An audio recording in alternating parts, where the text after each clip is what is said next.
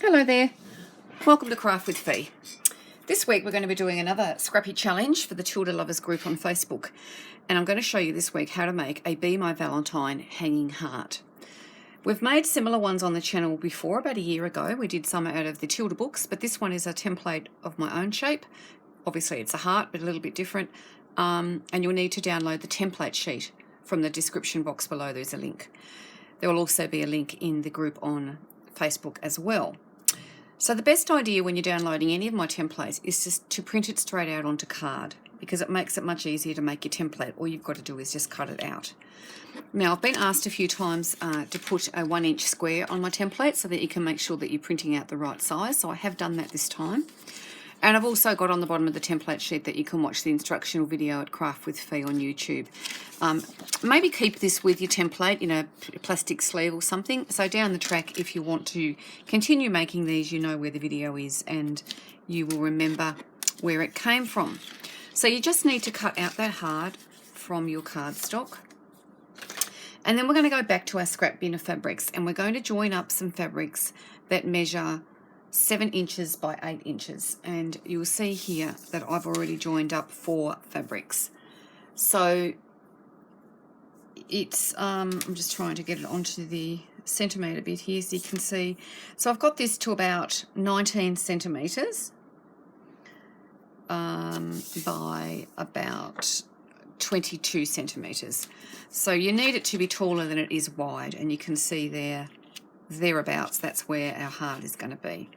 And you'll see that the joins are going to end up nicely on your little heart. So I've just got these fabrics, but you could patch it much smaller. You could patch it in like a diagonal shape.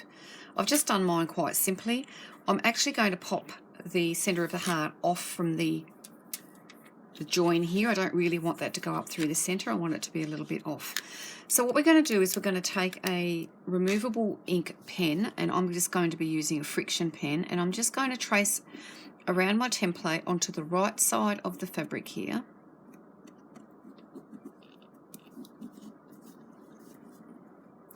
And we're just using this as a guide so that we can see where we're going to be putting some of the elements on it that we're going to sew on. So we're going to actually patch it with lace and other little bits and pieces just to make it really, really scrappy. And hopefully my pen has worked there. Yep, that's not too bad. So you can see that I've got that join off the centre. I don't really want it going up through the centre.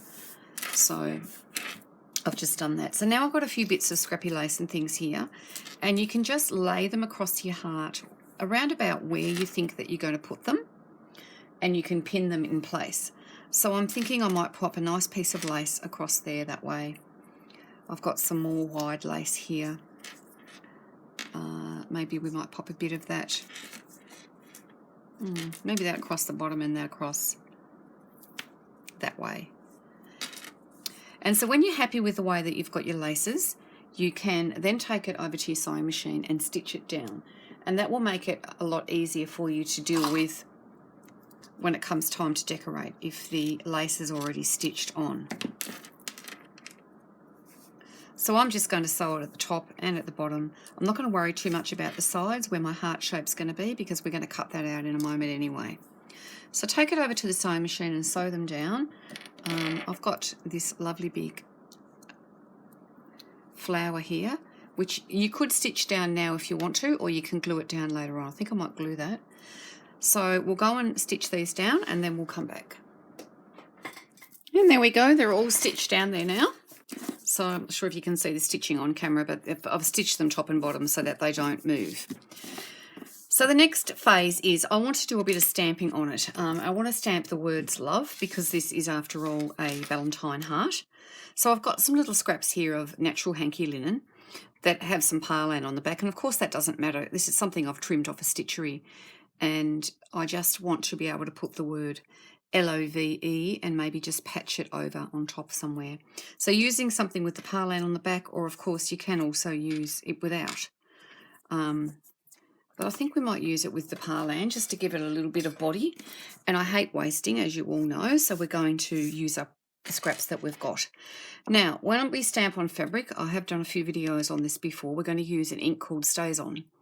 StazOn needs a solvent to clean it, so you need to make sure that you've also got a StazOn cleaning fluid that you can clean your stamp pads, because it is a permanent ink. So once you ink it up and put it on your fabric, it's going to stay there. So I've got this lovely stamp set here, which is a current Stampin' Up one called Make a Difference. It's a great one for crafters because you can make up your own little signs to put on the back, signs I shouldn't say, labels to put on the backs of things. Let me find a little bit of scrap paper here and show you the one I've got here all the time ready to go. And now that says created by Fee. So you can spell out your own name. There are stamps on here. It says hand stamped by, from the desk of, homemade by, this belongs to, handcrafted just for you. So you could make labels for clothing. Honestly, the possibilities are endless. But what we're going to do with it today is we're going to get the word love in the stamp. So L-O-V-E. So we've got L. Let me find them. And we've got O. Don't know if that is O, is it? Goodness me.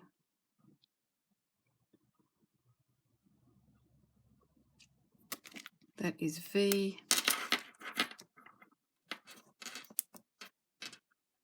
They're very, very tiny, so just be careful with them.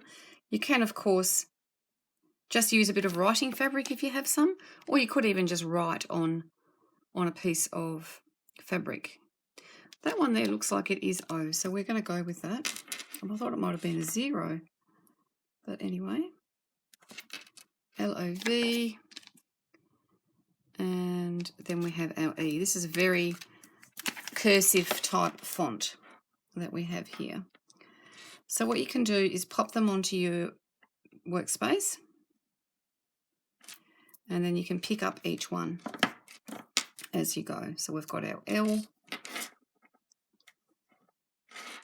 Oops. Sticky little thing.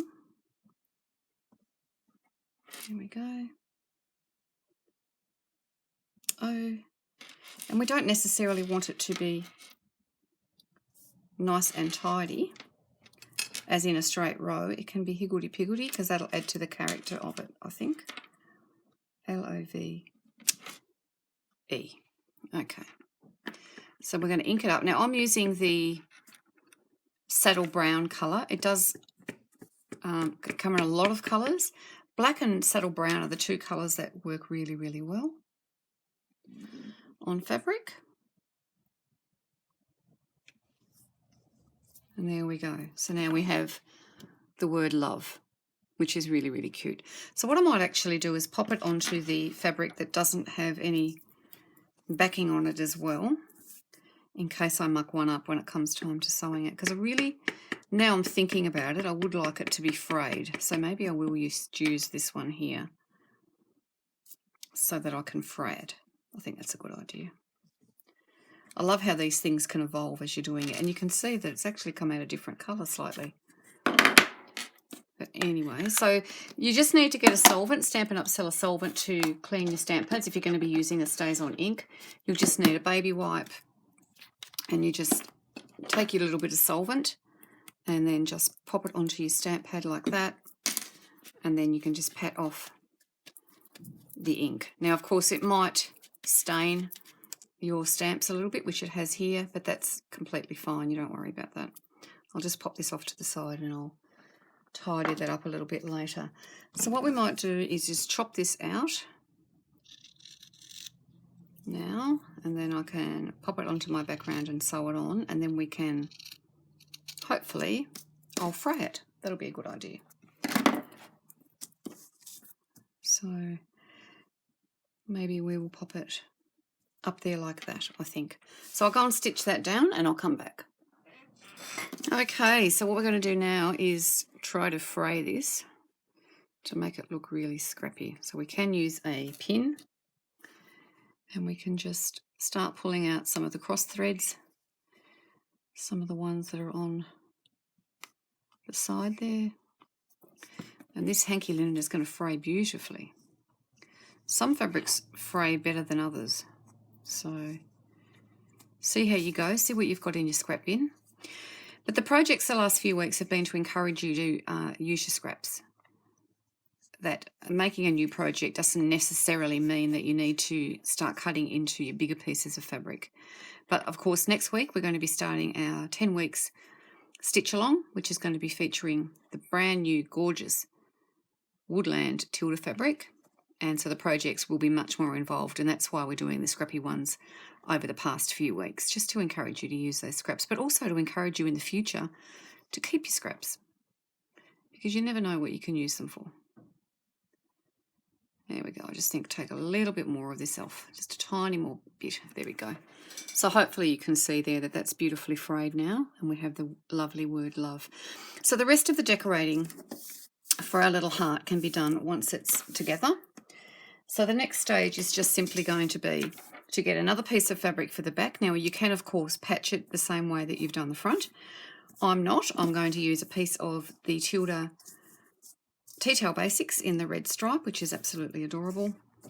And I am just going to pin those together, and then I'm going to cut this out all the way around that line that I've traced there, so that you've got your two pieces the same. So we'll just go ahead and do that, and then we can come back and have a little natter about how to put it together. I'll be back with a sharp pair of scissors. Okay, so these are much sharper. These are my Karen K. Buckley scissors. I absolutely love them. They've got a serrated edge and they're super sharp. Okay. So of course, now that we're cutting through these sewn lines, we need to be very careful that we don't handle it too much. That's why we've sewn on the pieces of lace before we've cut out our heart shape, because once we start handling it, these lines that we've sewn are going to start to unravel. So it's important that we do this stage in the right order. Now, of course, all these bits here are going to hit my scrap bin again because they're still usable. I'm not going to waste a thing.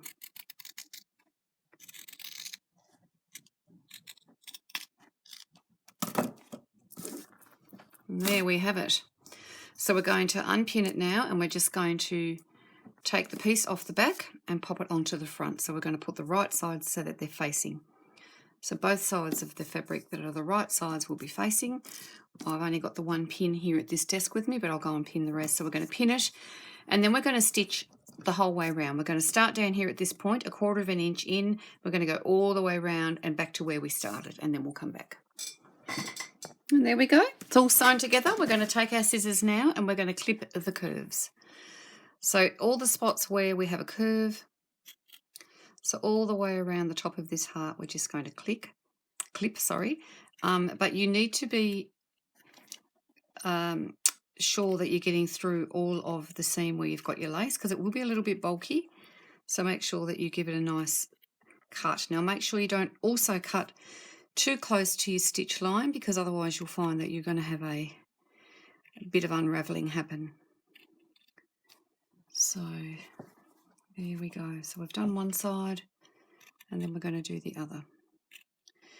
So now what you need to do after this is you need to find a spot on the front of your heart, so the piece that you've pieced, a piece that is pretty chunky. And when I say chunky, I mean, oh, there we go, there's a bit of lace there, so I've just got to be careful how I cut through that. Make sure that I'll get it cut, otherwise it won't sit properly when you turn it.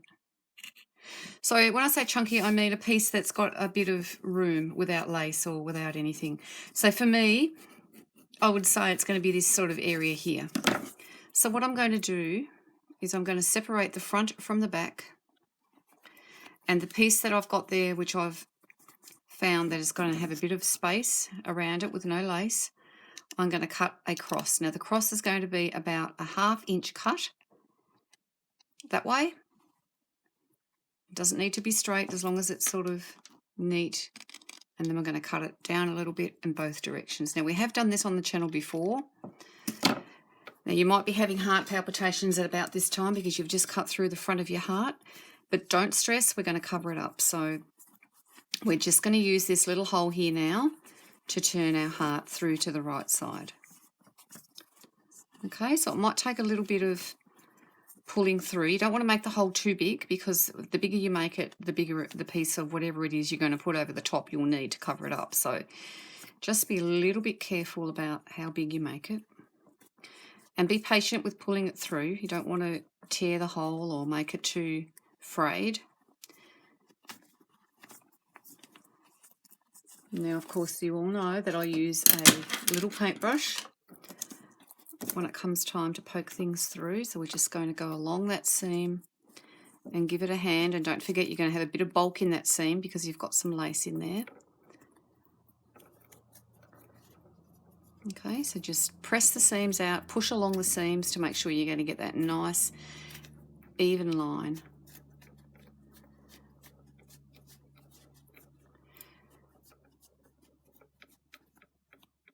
There we go. Now you can just stuff this with stuffing, or you can pop a bit of lavender in there as well if you wish. I'm going to pop some lavender in mine because I love lavender. Absolutely love it. Now it's important to try and keep that heart shape at the top there. So just keep pressing whatever you're using to poke it out. Keep pressing it around your seam and give it a nice push into the shape that you want it to end up in. And then in a moment you can take it over to the ironing board and press those seams so that you set them. You set them to where you want them to be.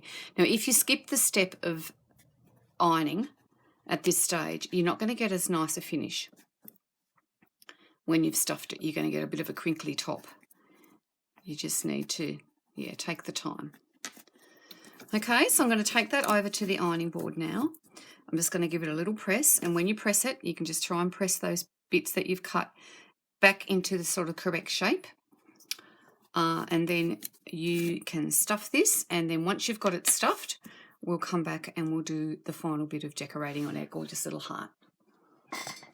Okay, so mine is all stuffed now beautifully with stuffing and lavender, and I haven't overstuffed it. It's just sort of fairly flat, as you can see there.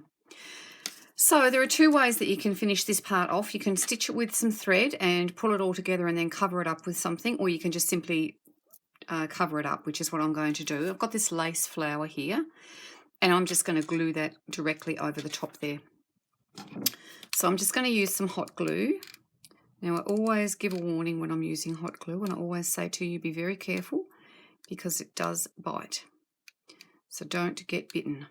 And I usually, it's the famous last words with me, but I'm just going to pop that over there like that, and then just hold it down, and then it just is glued straight over, you can see there. Now normally I do also use my silicone mat when I'm using hot glue because it doesn't stick to the silicone mat. We don't want anything sticking to our work surface.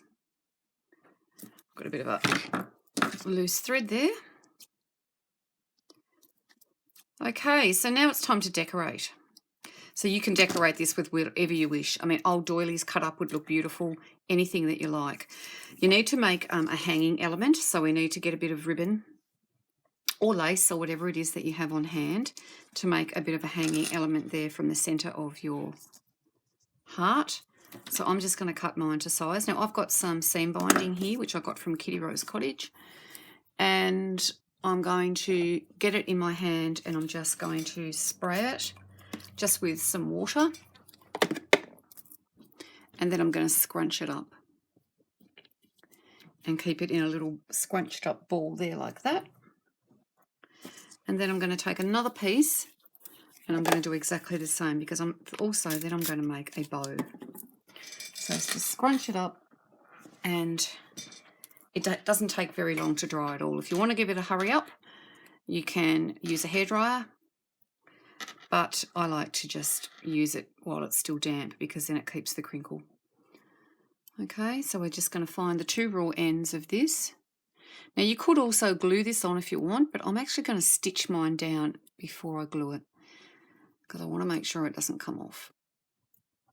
So find your 2 raw ends, and then we're just going to get a little bit of needle and thread, which hopefully I've already got here sorted. I have, and we're just going to pop a couple of little stitches through that before I glue it,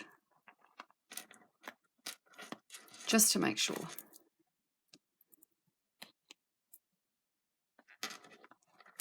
So just a couple there. So this is the sort of project that you could have an afternoon making, because you can just make every one of them completely different, and they would make a lovely addition to your gift box for the next gift giving year. So I'm just going to cut that off now, and then I'm going to start gluing it. I'm going to glue in behind it.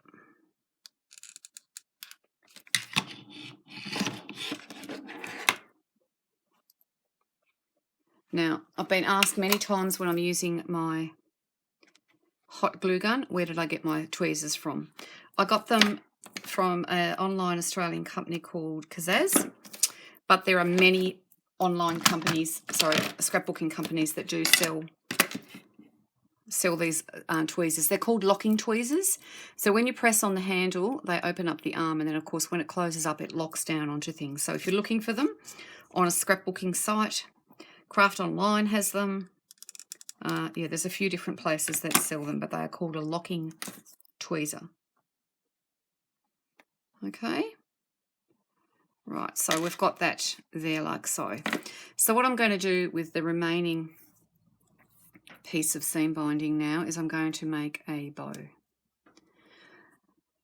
Now, this is a little bit wasteful doing a bow like this, and I hate waste, but I want to make sure that I've given myself plenty of ribbon to make a decent looking bow. Now, it is a little bit harder to work with when it's damp, but you will keep your crinkle if you're dealing with it when it's damp. And of course, once you've got your bow done, you can then re-crinkle. So I think I'm pretty happy with my bow. I'll just give that one a little bit more of a tighten up.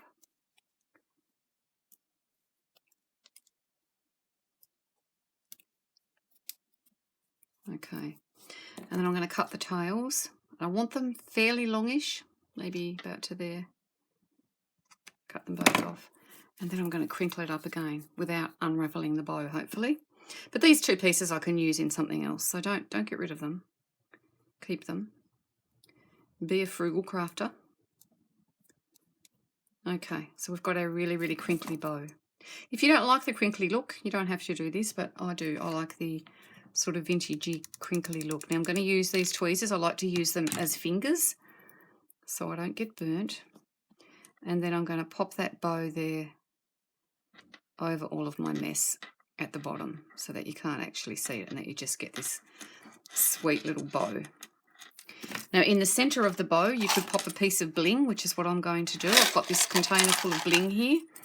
I also get asked the question all of the time, where do I get my bling? I get it on eBay. I buy broken jewellery from thrift stores. Lots and lots of different places. But when you're looking on eBay, there is a special term that you need to look for, and the term is flatback. So put in the search section the word flatback. It can be 2 words or 1, and you will find that that will bring up a lot of these types of things that you can use as bling on your project. There you go, isn't that gorgeous? I love sparkle. Just makes it all look so cute. Okay, so what you can do now is just start popping a few more elements onto your project. So I've got these little Georgette roses. If you were lucky enough to get a accessory kit for the upcoming stitch along, you'll have some of these, but don't use them on this project because you're going to need them. But that's the sort of thing that you can use. I like to buy these sort of things when I see them, because they're really good for doing sort of shabby chic type decorating in your craft room. Okay, so I'm just going to pop that on there like that. And as I said, it's just a matter of finding little different pieces of bits that you can decorate with. I've got this here. This has got diamantes on it as well. So we might just cut off a teeny tiny bit of this. Pop that down there. Looks like my diamante's moved itself. So, you know, it's just a great way to use up little bits that you might have been collecting in your craft room. So I'm just going to pop a little tiny bit of glue behind there. We're just going to attach that on there like so.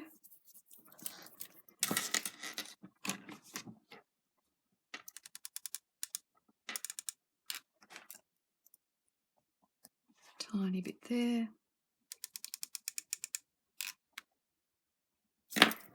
And a tiny bit there. Okay, now to even it up, I think maybe we probably need something over here. And so what I've got here now is I've got some of these little flat hearts, flowers. They could go maybe up through there. Might just pop 2 of those on.